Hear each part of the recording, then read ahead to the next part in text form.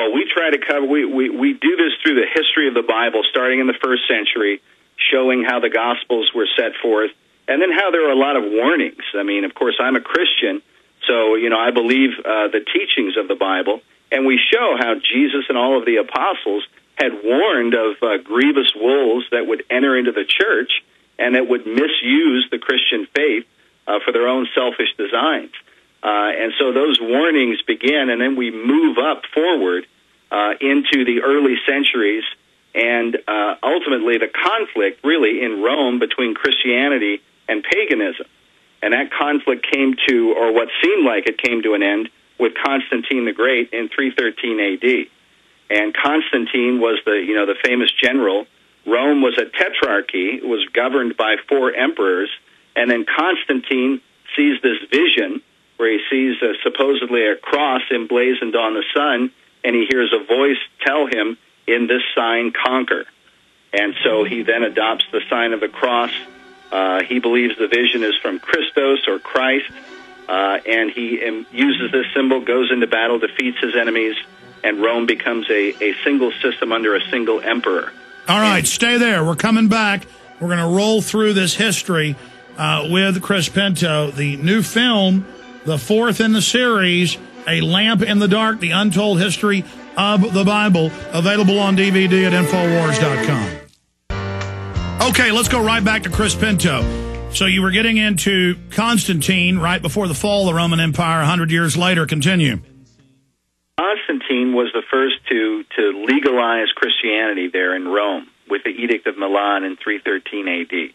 So he legalizes Christianity, and then Christianity is, over time, merged with the pagan ideas or the pagan belief system of Rome.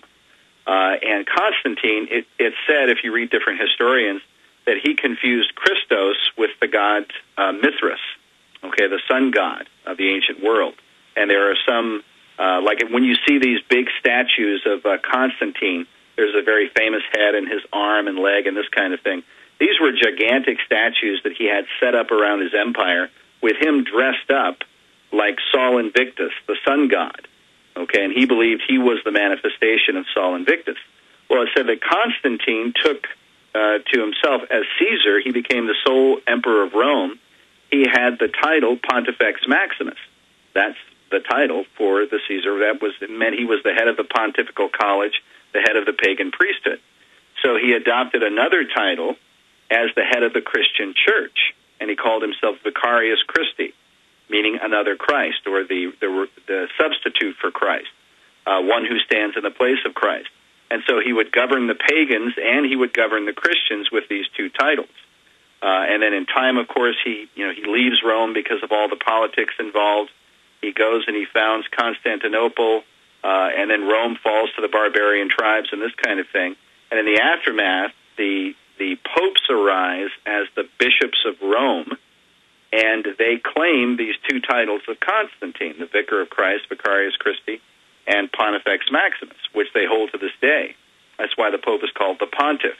But anyway, so then from there, this system now, because Constantine had set forth the edict against heretics. And so now heretics, before, if you read the New Testament, if somebody's guilty of heresy, they would ask them to depart from the church, or, as in the case of, when the Apostle Paul is at the school of Tyrannus, he just separates the disciples from the unbelievers. They would separate themselves from people who disagreed.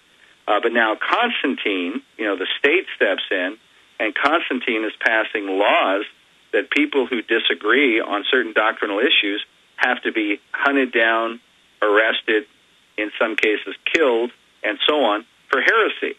And if you can to this day go online and read Constantine's different writings against the heretics, and it's very aggressive. You can see the violence in his words. And there are some who believe that was really the beginning of what would become the Dark Ages, when the Roman Church now would begin to persecute everyone who disagreed with the official state doctrines, and so on. And so we take it up, but what we show is that with the formation of the Roman Catholic system, there were still believers Bible believers who were never a part of the Roman system.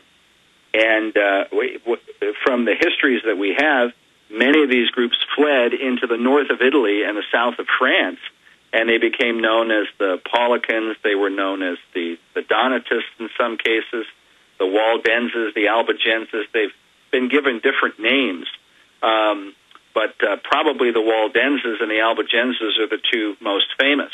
And from reading the history from the beginning, the so-called Christian Roman emperors, they would particularly persecute other Christian sects that they didn't control and ignore the pagans, but then later they started going after everybody, or how did that work? That's how, just what you said is what seems to have happened. Mainly, the Inquisitions began. We kind of fast forward because those, from the 5th century up till about the 10th, 11th century, it's difficult to find the records of what happened, fully and completely, and there's a lot of disagreement. But the Inquisition begins now with a guy named Dominic Guzman, who's called Saint Dominic, at about 1207 A.D., and there were a series of theological debates that were going on between these non-Catholic believers and the Catholic priesthood. And they had debates, like public debates in their towns and so on, in the town of Albi in France.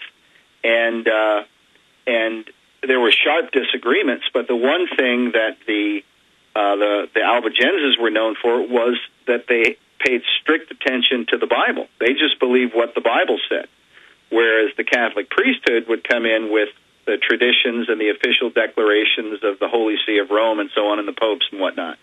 And so in the final debate, Dominic, it was said, he lost the debate, or so it said, and he became so enraged that he swore slavery and death against the Albigenses. And then he goes back to Rome, meets with Pope Innocent III and Simon de Montfort, and that's the beginning of the Inquisition. Okay, let's walk through your film, A Lamp in the Dark, again, available at Infowars.com, and the type of persecution that went on. We'll be right back. I'm Alex Jones. This is the GCN Radio Network.